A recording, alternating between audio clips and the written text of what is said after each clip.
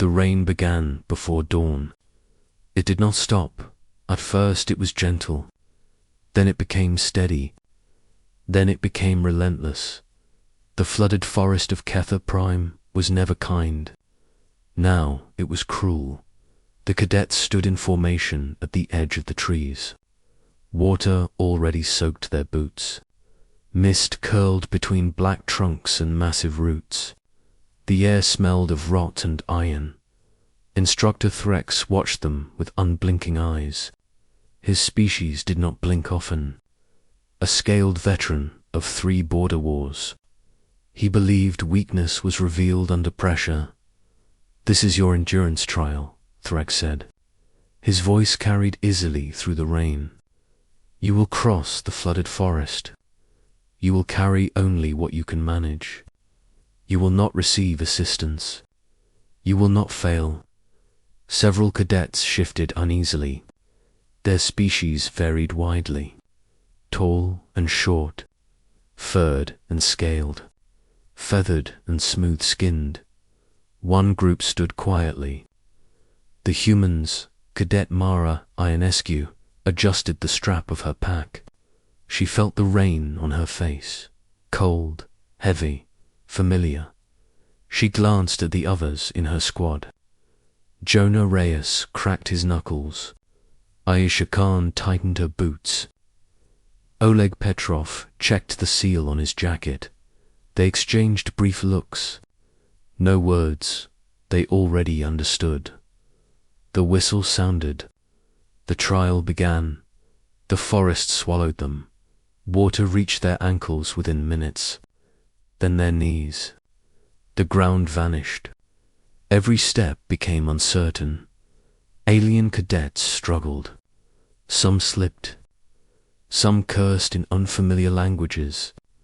Equipment sank into the dark water. The trees were ancient. Their roots formed walls and traps. The current tugged at legs and packs. Creatures moved beneath the surface. Threats followed from above. Hover drones recorded everything. This was where cadets broke. After 1 hour, the first shout came. A 4-armed cadet from the Zelnari slipped. His pack dragged him sideways. He vanished under the surface. Rescue drones lifted him out. Trial failed. Another hour passed. A winged cadet could not keep balance. Wet feathers dragged her down. She collapsed on a root. Trial failed. The humans kept moving. They did not rush. They did not panic. Mara raised her hand. She signaled halt. The human squad gathered on a patch of shallow ground. Water reached mid-thigh. Rain hammered down. Jonah knelt. He tested the water with a pole. Oleg scanned the trees. "This gets deeper ahead," Jonah said. "No visible ground." Aisha nodded. "Current is stronger too." Mara looked around. Floating debris, broken branches, vines. "We build," she said. They shrugged off packs. No hesitation. Jonah cut vines with a compact blade. Oleg snapped fallen branches against a tree. Aisha tied knots with practiced speed. The other cadets stared. "What are they doing?" a reptilian cadet hissed. "They are wasting time," another said. Threx leaned forward slightly. Interest sparked behind his eyes. Within 20 minutes, a crude raft took shape. Logs bound with vines. Flat, stable. Mara tested it. It held. They loaded packs onto the raft. They tied storage sacks above water level. Food, medical kits, dry clothing. Then they moved. 2 humans guided the raft. 2 walked alongside. They rotated positions. The raft glided over deep water, smooth, controlled. Other cadets tried to follow. Some grabbed branches. Some attempted to swim. The current punished them. A heavy-shelled cadet sank. Trial failed. Hours passed. The forest darkened. Rain never stopped. At nightfall, the temperature dropped. Cold seeped into bones. Many species shivered uncontrollably. The humans stopped again. They found a cluster of thick trees. Roots formed a natural barrier. Water pooled but did not surge. They secured the raft. They raised packs onto branches. They pulled out compact tarps. Within minutes, a shelter rose. Low, tight, dry enough they shared rations. High calorie dense, they did not speak much. They conserved energy. Nearby, a pair of insectoid cadets huddled together. Their food was soaked. Their limbs trembled.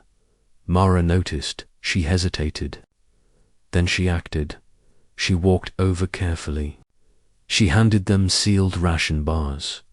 The insectoids froze, confused. "This will help," Mara said. "Eat slowly," they accepted. Threx saw this.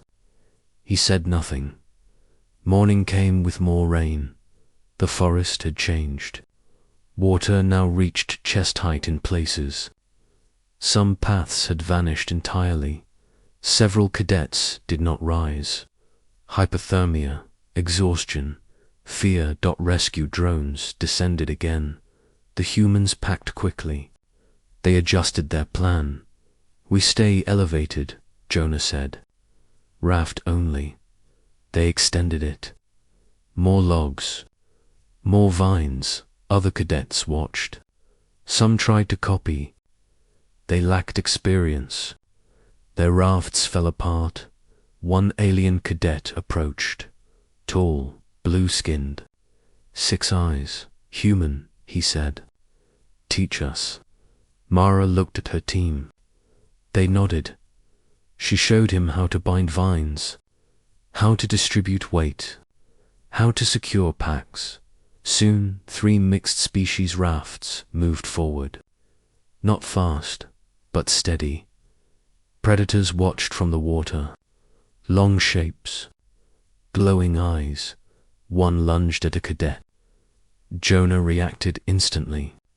He drove a pole into its mouth. The creature retreated. HFY moments spread quietly. No cheers. Just survival. By the 3rd day, the forest tested resolve. Sleep deprivation hit hard. Muscles ached. Skin blistered. Rain soaked everything. The trial was designed to break unity. Competition over cooperation. The humans ignored that design. They rotated watch duty. They shared tools. They redistributed weight. When one alien cadet collapsed from exhaustion, they pulled him onto the raft. "Leave him," another cadet shouted. "You will fail." Mara shook her head. "We endure together." They adjusted. They slowed. Threx frowned. According to doctrine, this was inefficient. According to history, humans disagreed. The forest threw its final challenge at dusk on day 4. A flash flood surged through the lowlands. Water rose violently. Trees groaned. Rafts smashed together. Cadets screamed. The humans reacted instantly. They tied rafts together. They formed a chain. They anchored to massive roots. Storage packs remained dry. Food intact. Medical supplies accessible. They pulled others into the chain. One by one, the flood passed. Silence followed. Bodies shook from exhaustion. But they lived. When the rain finally eased on day 5, sunlight pierced the canopy. The forest revealed the exit ridge. Rocky, dry, few cadets remained. Of the original 100, only 37 stood. All humans remained. Most were exhausted. Mud-coated, scarred, Threx descended before them. For a long moment he said, Nothing. Then he spoke. This trial was designed for failure, he said. Endurance through individual strength. He turned his gaze to the humans. You redefined endurance. He gestured to the rafts, the storage systems, the shared shelters. You planned for water. You accepted it. You built within it. Mara met his gaze. We grew up with floods, she said. We learned not to fight the river. We learned to ride it. Threx inclined his head, a rare sign of respect. The Academy will revise its doctrine, he said. Human methods will be studied. The other cadets looked at the humans differently now, not as fragile, not as reckless as builders, adapters, endure-rs, as they marched out of the flooded forest. The rafts were left behind, tied neatly, reusable, proof. In the end, the forest did not defeat them, it taught them, and the galaxy took note. Humans did not just survive hostile worlds, they prepared for them. They stored for tomorrow. They carried others with them. When cadets must endure the flooded forest, humans build rafts, and everyone else learns why. Asterisk.